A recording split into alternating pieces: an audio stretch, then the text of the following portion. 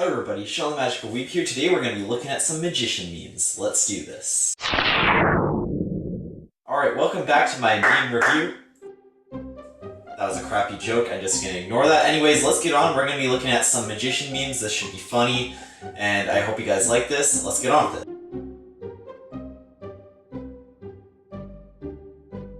Honestly, this is super accurate. I mean, you look around on like the new stuff coming out when it comes to magic effects, like on the internet and stuff. Like look at Illusionist, for example, and stuff like that. All the big magic companies on the internet these days, they look like they're so ridiculously insane, but sometimes when you get the magic effect or it comes to you or you download it or whatever, it turns out to not be nearly as cool as it seemed like. The reason being is because it seems almost impossible to pull off, or it just isn't the same as what it looks like in the video and stuff like that, and they just literally keep all the best looking stuff in the video and they hide all the other stuff behind the scenes, which obviously it makes sense that they would do that, but sometimes it just seems like they do it to such an extent that it's almost like lying about what the effect really is. When you open a magic package and you have to make your own gimmick. You know, I kind of feel for this one too. I mean, I'm okay at making gimmicks, but there is sometimes where it's like there's a really hard to make gimmick or stuff like that,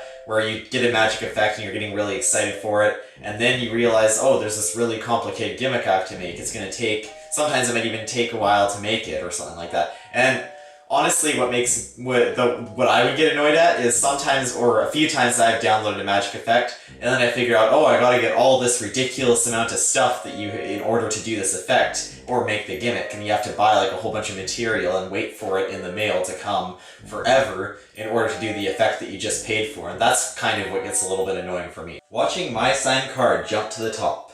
Watching my signed card jump to the top. Watching my signed card jump to the top.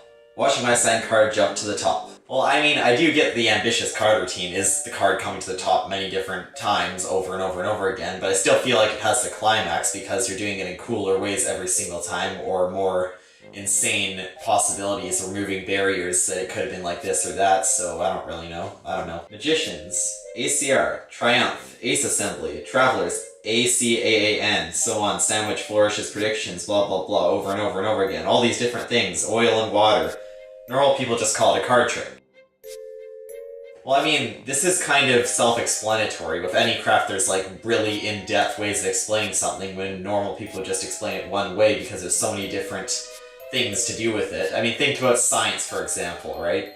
Like, there's millions of different, very specific things to do with it, even though there might be a very general idea where it comes from. So yeah, this kind of is just kind of common sense that anything would be like this, not just magic. Magic books. Beginners. Looking over at YouTube. I find this very accurate. I mean, YouTube is a very good place to start, but some channels on YouTube just aren't really the best teaching magic. There is a few good ones like Sankey Magic and stuff like that. There's a lot of crappy ones out there too. Nah, just kidding. I don't think I'm that crappy, right? Right? My magic tutorials weren't that bad, right? Anyways, you know, they're just not like the best, and when you get like a magic book or a magic DVD or video, or like you're getting really, really professional content, and you know, it's just really good to learn from.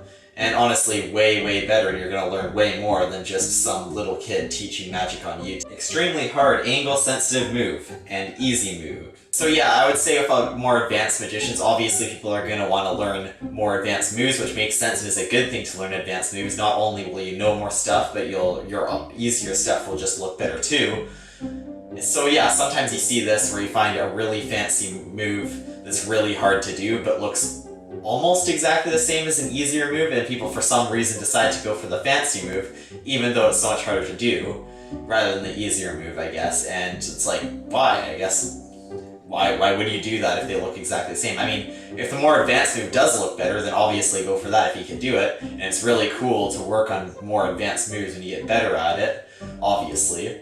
But yeah, sometimes it comes to the point where it's like, why are you doing this when you could just do this? Oh yes, and obviously the classic, I love this one. What my mom thinks I do, magicians, what my mom thinks I do, what society thinks I do, what my audience thinks I do, what I think I do, a giant audience, and what I actually do, which is just some person in their basement reading a book.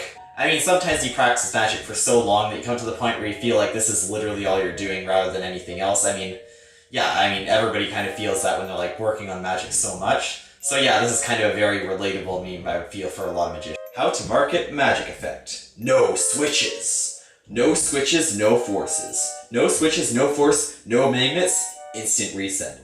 No switches, no forces, no magnets, no threads, no gimmicks, 360-degree angles, completely examinable, pack, small, raise, big, do it naked, instant reset. Alright, so this kind of comes back to the whole thing of making magic effects on the market seem so amazing in order to get people to buy them, even though a lot of the time, you know, they don't turn out as good as they look. I mean, obviously there's good stuff coming out too.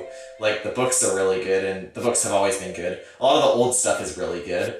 But sometimes when you get those things where it's just like, it looks like it's going to be absolutely amazing, doesn't always turn out that way, and usually I guess I could say that they do stuff like this a little bit. I notice a lot of the time where they just throw in every little thing about how amazing it is in like 360-degree angle, and then it's like, you know, well, I guess it does say a lot about the effect if you have all this stuff listed out, and it does make sense, and it does help a little bit if it's like this. Like, you know, it's good to know whether you need a gimmick or not. So I don't see the problem with this too much, but I can see why this is a funny. And this one is one that I came up with, patiently waiting to complement the Spectator's mind-blowing magic trick. So this is something I noticed a lot. I mean, it's not the best thing that we do this as magicians, but I feel like sometimes when like the Spectator comes up and is like, I got a pretty cool trick, in our head